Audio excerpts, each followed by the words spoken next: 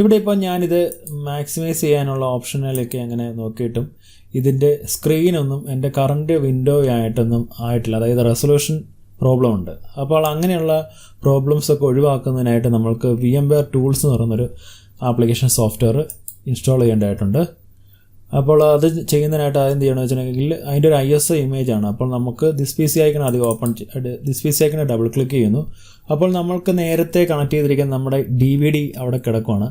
ആ DVDനെ നമുക്ക് എജക്റ്റ് ചെയ്യണം. അതിനായിട്ട് റൈറ്റ് ക്ലിക്ക് ചെയ്യുന്നു, എജക്റ്റ് എന്ന് പറഞ്ഞ് കൊടുക്കുന്നു. ഓക്കെ, ഇങ്ങനെ ചെയ്തതിന് ശേഷം നമ്മൾ എന്ത് ചെയ്യണമെന്ന് വെച്ചിട്ടുണ്ടെങ്കിൽ VM എന്നുള്ളത് ക്ലിക്ക് ചെയ്യുക. ഇൻസ്റ്റാൾ VMware ടൂൾസ് എന്നുള്ള ഓപ്ഷൻ കൊടുക്കുക.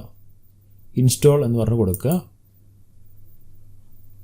അപ്പോൾ ഇങ്ങോട്ടൊരു ISO ഇമേജ് ഫയൽ വന്നിട്ടുണ്ട്. ഇതിന് റൈറ്റ് ക്ലിക്ക് ചെയ്യുക, install or run program from your media എന്നുള്ളത് സെലക്ട് ചെയ്യുക.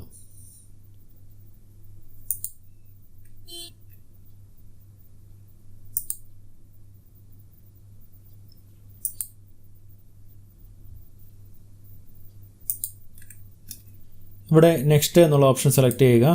ഇവിടെ ടിപ്പിക്കൽ എന്നുള്ളത് സെലക്ട് ചെയ്യുക, നെക്സ്റ്റ് കൊടുക്കുക. ഇൻസ്റ്റാൾ എന്നുള്ള ഓപ്ഷൻ ക്ലിക്ക് ചെയ്യുക.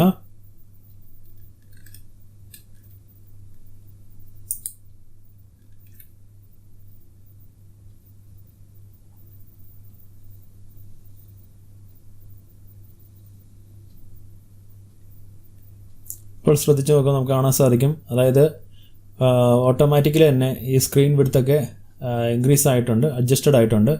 അത് എന്തുകൊണ്ടാണ് ആയത്? നമ്മൾ VMനകത്തുള്ള VMware ടൂൾസ് എന്ന് പറയുന്ന ഓപ്ഷൻ ഉപയോഗിച്ച് VMware ടൂൾസ് എന്ന് പറയുന്ന ആപ്ലിക്കേഷൻ ഇൻസ്റ്റാൾ ചെയ്തുകൊണ്ടാണ്.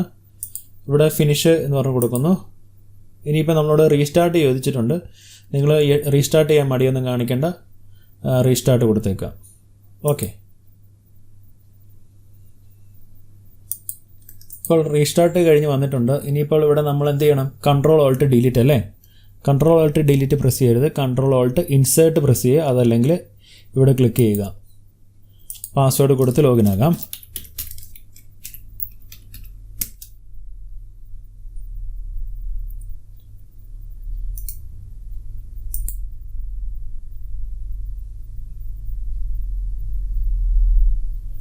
ഇപ്പോൾ ഈ സെർവർ മാനേജർ എന്ന് പറയുന്ന ഒരു ഡാഷ്ബോർഡ് ഓപ്പൺ ആയി വന്നിട്ടുണ്ട്. അപ്പോൾ ഇതിനെക്കുറിച്ചൊക്കെ നമുക്ക് നോക്കാം. ഇപ്പോൾ വേറൊരു കാര്യം എന്ന് പറയുന്നത്, ഇതിപ്പം ഫ്രഷ് കോപ്പിയാണല്ലേ ഇട്ടിരിക്കുന്നത്.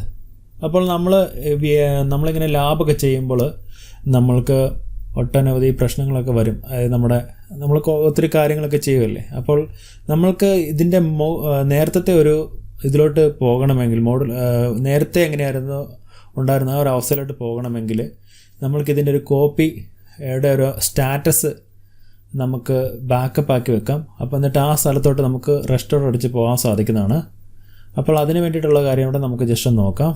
അതിനുവേണ്ടി ജസ്റ്റ് റൈറ്റ് ക്ലിക്ക് ചെയ്യുക. സ്നാപ്ഷോട്ട് എന്ന് പറയുന്നൊരു ഓപ്ഷൻ ഉണ്ട്. അവിടെ ടേക്ക് എ സ്നാപ്ഷോട്ട് എന്നുള്ള ഓപ്ഷൻ കൊടുക്കുക.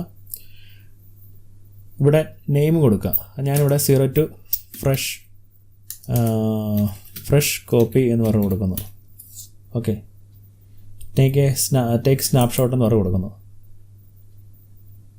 ഇപ്പോൾ റൈറ്റ് ക്ലിക്ക് ചെയ്തിട്ട് സ്നാപ്ഷോട്ട് എടുക്കുകയാണെങ്കിൽ ഇവിടെ ഇപ്പം 02 ഫ്രഷ് കോപ്പി എന്ന് പറഞ്ഞ ഓപ്ഷൻ ഉണ്ട്.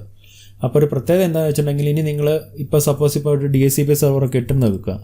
എന്നിട്ട് ഇപ്പോൾ നിങ്ങൾക്ക് പഠിത്തം കഴിഞ്ഞിട്ട് ആ ഒരു ആദ്യത്തെ അവസ്ഥയിലോട്ട് പോകണമെങ്കിൽ ഈ സ്നാപ്ഷോട്ട് എടുത്തിട്ട് 02 ഫ്രഷ് കോപ്പി എന്നുള്ളത് കൊടുക്കണം. ആ ടൈം അനുസരിച്ച് അങ്ങോട്ട് പൊക്കോളും. ഓക്കെ, അപ്പോൾ ഈ പറഞ്ഞിരിക്കുന്ന കാര്യങ്ങളൊക്കെ ചെയ്ത് നോക്കുക. വീഡിയോ ഇഷ്ടപ്പെട്ടെങ്കിൽ തീർച്ചയായിട്ടും നിങ്ങൾ ലൈക്ക് ചെയ്യുക. അതുപോലെ തന്നെ കഴിവതും ഷെയർ ചെയ്യാൻ നോക്കുക. Thank you.